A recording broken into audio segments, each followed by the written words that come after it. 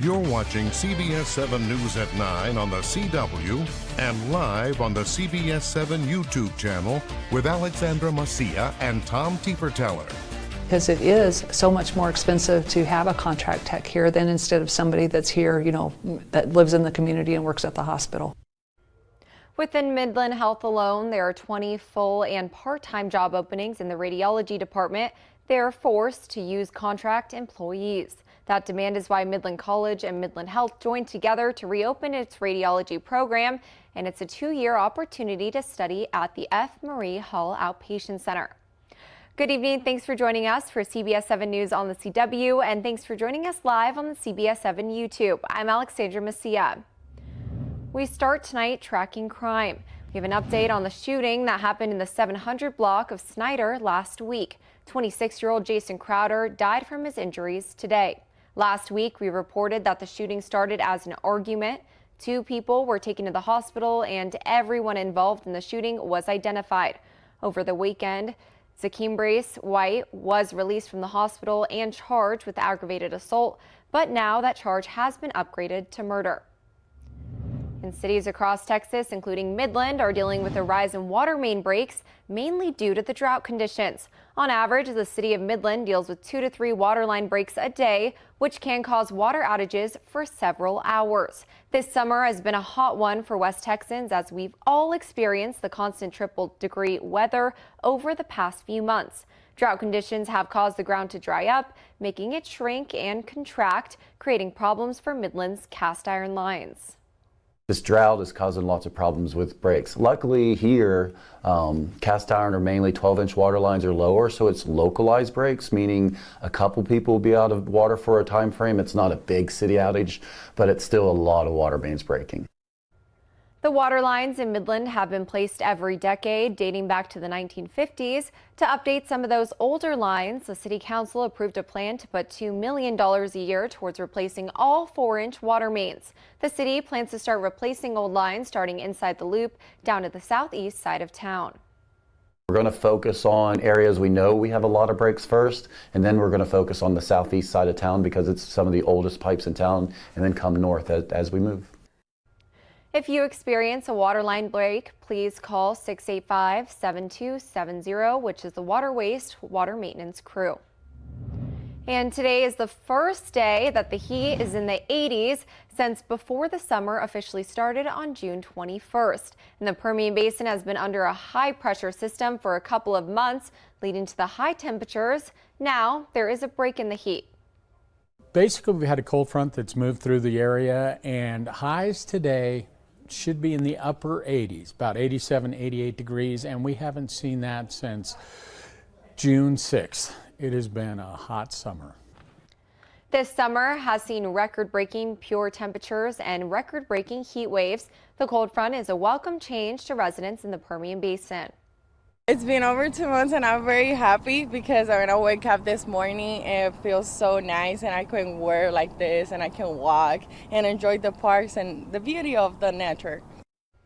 And unfortunately, it doesn't look like the cooler weather is here to stay. Meteorologist Sawyer McElroy is here to tell us a little more about today's temperature change and what the rest of this week is going to look like. Sawyer?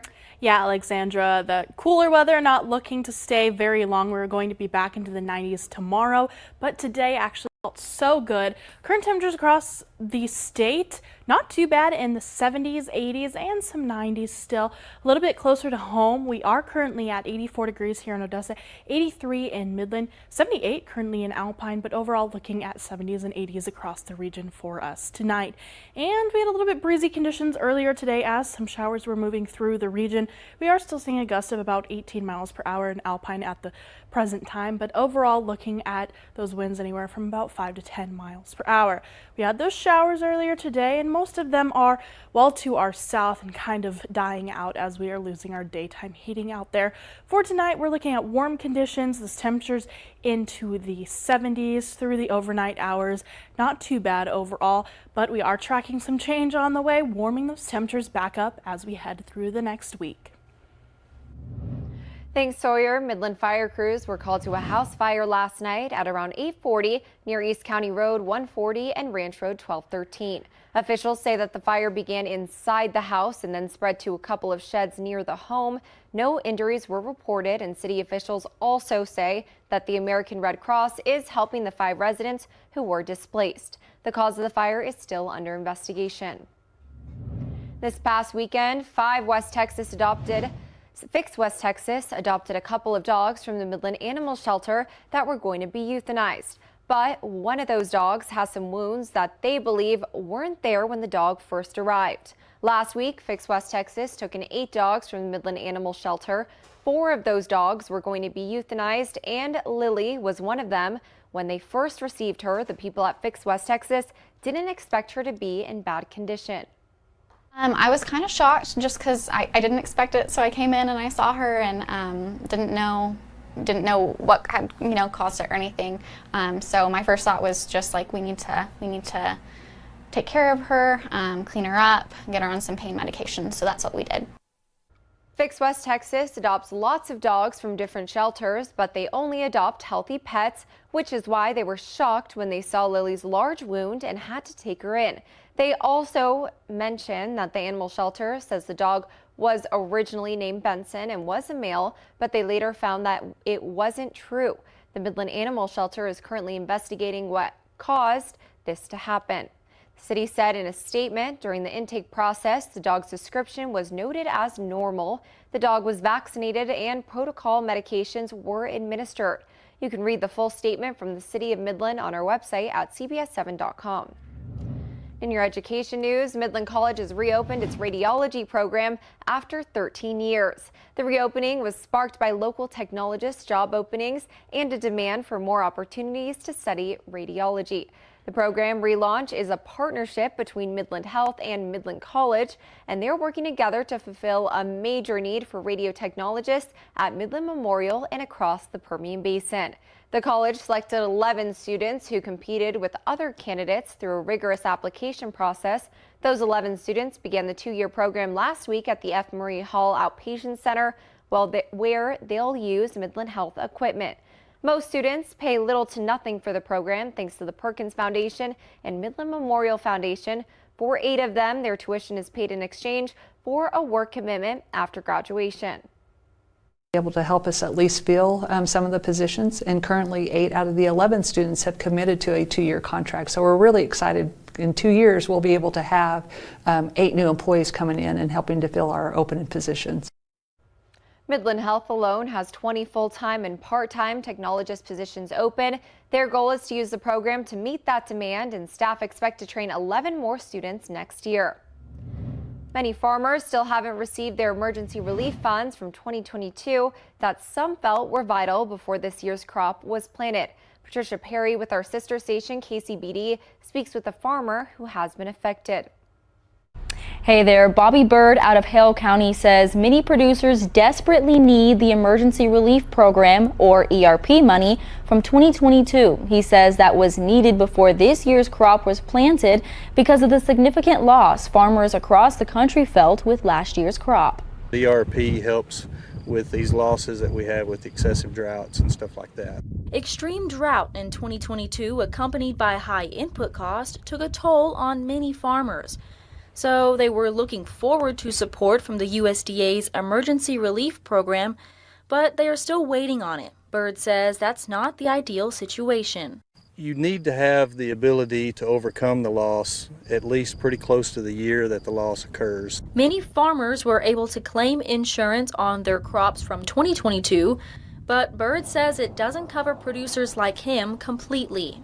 Insurance doesn't make you whole. Insurance kind of gets you by, and if you're in financial trouble and you're still waiting for some help through ERP or disaster funding, stuff like that, that causes tremendous stress. Some farmers are already facing a loss in 2023 from excessive rain, postponing planting for many, then getting little to no rain the past few months. Bird says waiting on this ERP is just added pressure.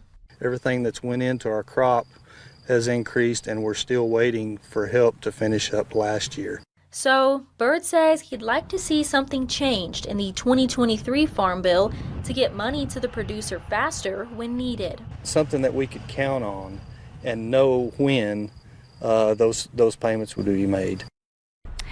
We reached out to the USDA on when producers can expect to get that money. A spokesperson tells us the Farm Service Agency will soon make an announcement on when these programs will go into effect.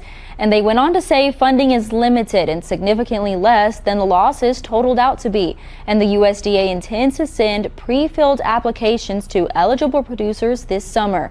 For producers who have not been able to benefit from coverage or have losses uncovered, the USDA will offer a program track to access ERP assistance. We have the full statement from the spokesperson on our website. That's all for this week's Focus on Ag. I'm Patricia Perry.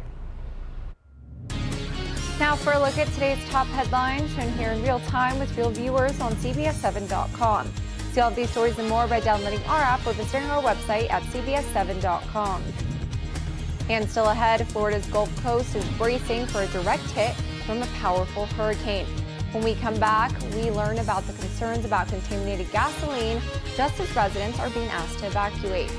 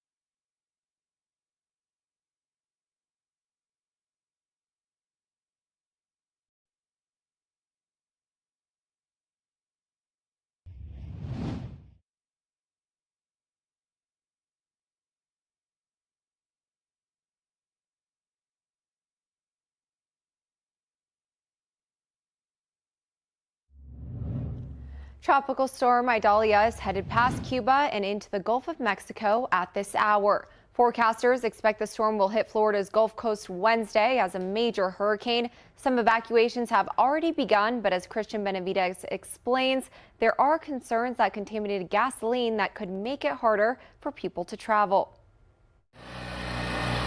Automatic sandbagging machines are running around the clock in Tampa, Florida. All along Florida's Gulf Coast, hurricane watches are up as Idalia nears. So we're prepping and hoping for the best. Life-threatening storm surge and hurricane-force winds could arrive as early as Tuesday, and the storm's predicted to make landfall Wednesday north of Tampa.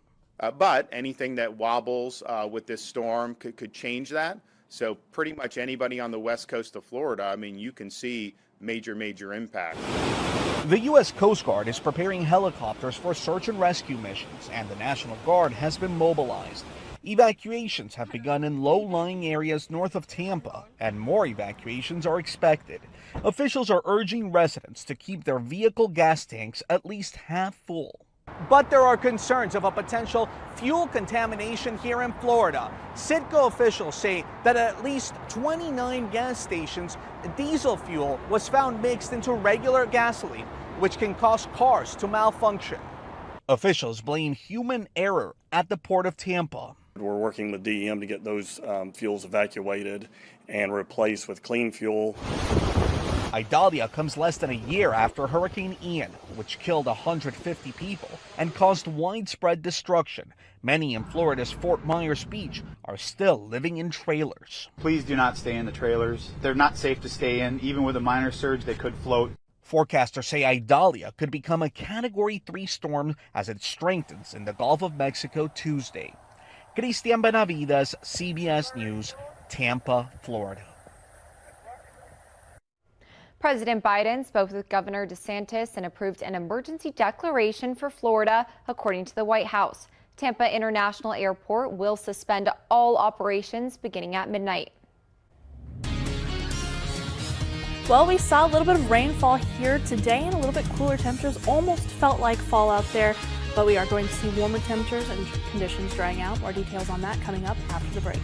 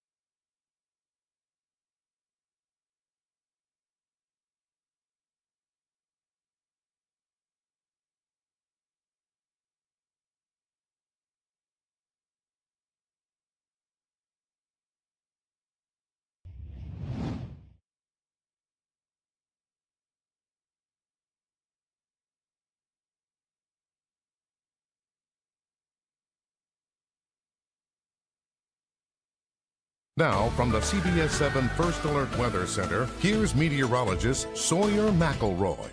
Happy Monday, everybody. Some areas got some rainfall today, but it definitely felt like an early dose of fall out there with a little bit cooler temperatures. Speaking of those high temperatures across the Lone Star State, well, we had a mixture of 80s, 90s, and triple digits. East Texas still saw pretty warm temperatures with triple digits. For our observed highs a little bit closer to home, we made it up to 89 here in Odessa, 88 in Midland, 92 in Pecos and Wink, 85 in Alpine.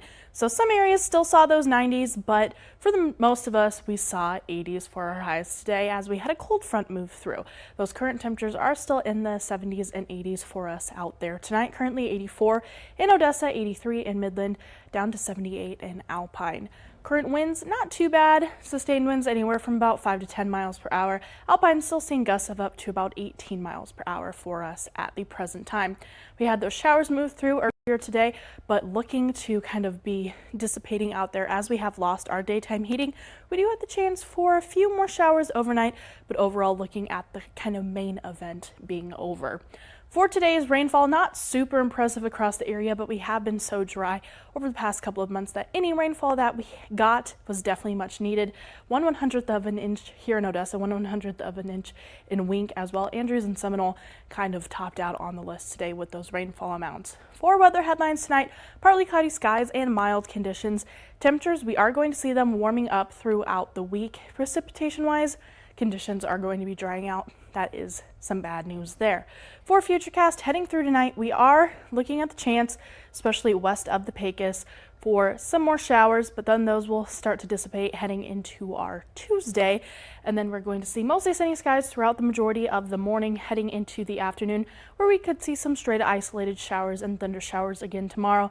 But overall, like I said, the main event pretty much over. Weather makers, that high pressure system off to the west, but it is looking to kind of slide back into place over the next couple of days, helping to bump those temperatures up and dry those conditions out. For Tuesday, back into the 90s for the majority of us. Midland and Odessa looking at a high of 92. Alpine and Hobbs are cool spots, still in the 80s for tomorrow, but overall the majority of us back into the 90s for our Tuesday. For CBS7 First Alert exclusive 10-day forecast, like I said, that warming trend throughout the week. By Friday, back in the upper 90s, going to be hot again, and look at that, 0% chance of precipitation throughout the week. So we are going to see those temperatures warming and those conditions drying out. More Americans are going electric, which could put a strain on the power grid. The reason why, next in your consumer news on CBS7 News at 9.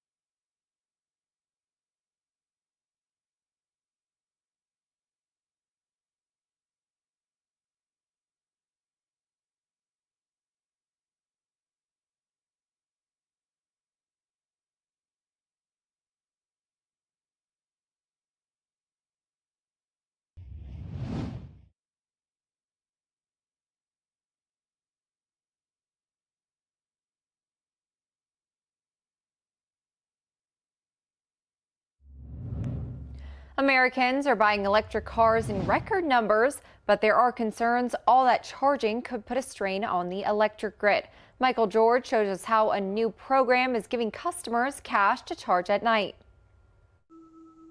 Max Epstein has 2 electric cars, a Tesla Model 3 and a Toyota RAV4. Going electric was doing our part for the environment, and it saved us a lot on fueling costs. Electric car sales are up nearly 50% over the past year. Cox Automotive predicts about 1 million EVs will be sold this year, a number experts forecast could quadruple in the next 7 years. But more drivers charging means a growing demand for power.